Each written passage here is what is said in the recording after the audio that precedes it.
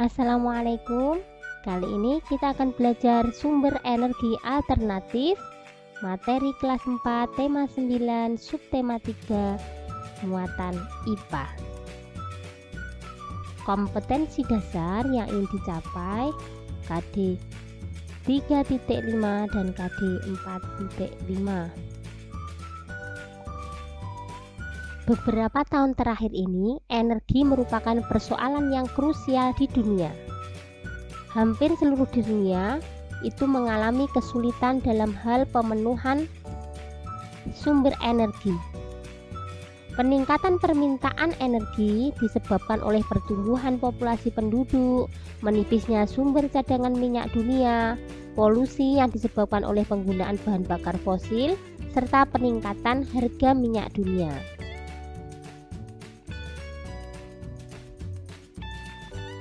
Lalu apa yang bisa kita lakukan sebagai individu dalam mengatasi permasalahan dunia tadi? Nah, kita bisa mengambil peran dengan cara melakukan penghematan energi. Misalnya, mengurangi penggunaan kendaraan bermotor sebagai alat transportasi utama. Misalnya dengan mengoptimalkan penggunaan transportasi umum atau publik. Misalnya naik bis, seperti itu. 2. Lebih memilih berjalan kaki atau bersepeda jika bepergian dalam jarak dekat. 3. Mematikan peralatan listrik jika tidak digunakan. 4. Menggunakan sumber energi alternatif sebagai pengganti energi dari fosil.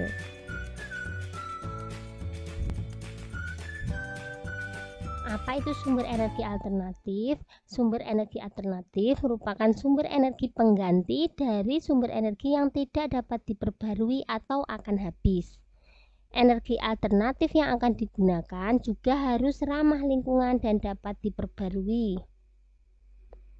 Contoh sumber energi alternatif ini adalah matahari, angin, air, panas bumi, biogas, biomasa, serta gelombang laut. Sifat atau ciri-ciri sumber energi alternatif itu ada 4. Pertama, tersedia di alam dalam jumlah yang melimpah. 2. Tidak cepat habis. 3. Dapat diperbarui. 4. Ramah lingkungan atau tidak mencemari lingkungan. Yang pertama kita bahas adalah biogas. Biogas merupakan salah satu sumber energi alternatif yang diolah dari kotoran sapi.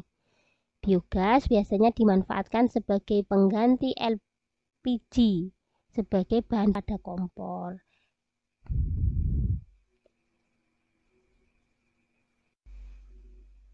Selanjutnya energi matahari atau energi surya. Itu berasal dari cahaya dan panas yang dipancarkan oleh matahari. Energi matahari diubah menjadi listrik menggunakan alat berupa panel surya atau sel surya.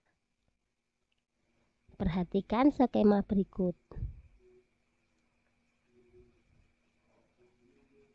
PLTS atau singkatan dari pembangkit listrik tenaga surya yang ada di Indonesia diantaranya PLTS Karangasem Bali, PLTS Nule, PLTS OL Puah dari NTT. Kemudian air. Air sebagai sumber energi alternatif yang sangat umum, bahkan 20% konsumsi listrik dunia saat ini dipenuhi dari PLTA atau pembangkit listrik tenaga air. PLTA di Indonesia diantaranya PLTA Singkarak dari Sumatera Barat, PLTA Gajah Mungkur di Jawa Tengah, dan PLTA Karangkates dari Jawa Timur, dan masih banyak yang lainnya. Kalian bisa mencari informasi dari internet. Kemudian angin. Angin atau udara yang bergerak menyimpan energi yang cukup besar. Turbin angin ini di dalamnya memuat generator, itu dapat mengubah energi gerak angin menjadi energi listrik. Pembangkit listrik tenaga bayu atau disingkat PLTB di Indonesia, contohnya PLTB Sidrap dari Sulawesi Selatan, PLTB Tolo dari Sulawesi Selatan juga. Kemudian panas bumi atau geotermal. Panas bumi atau geotermal merupakan energi alternatif yang digunakan di banyak negara karena tidak dapat habis. Bumi menghasilkan panas itu terus-menerus dan tidak mencemari lingkungan.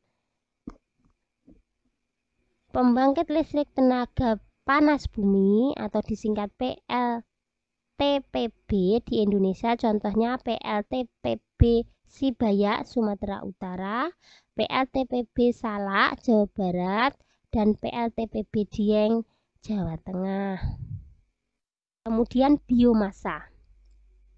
Biomasa merupakan sumber energi yang berasal dari organisme atau makhluk hidup. Pembangkit listrik tenaga biomasa atau disingkat PLTBM di Indonesia misalnya yang berbahan bakar bambu itu di Pulau Siberut, Kepulauan Mentawai, Sumatera Barat, serta di Pulau Bala, Gorontalo itu memanfaatkan tongkol jagung. Selanjutnya, ombak atau gelombang laut. Ombak di wilayah perairan dapat digunakan sebagai sumber pembangkit listrik tenaga ombak atau PLTO. Pergerakan ombak yang naik turun mempunyai tekanan udara yang dapat menggerakkan pembangkit sampai akhirnya diubah menjadi listrik. Akan tetapi, ketergantungannya pada ombak yang membuat kemungkinan energi yang dihasilkan fluktuatif atau tidak stabil.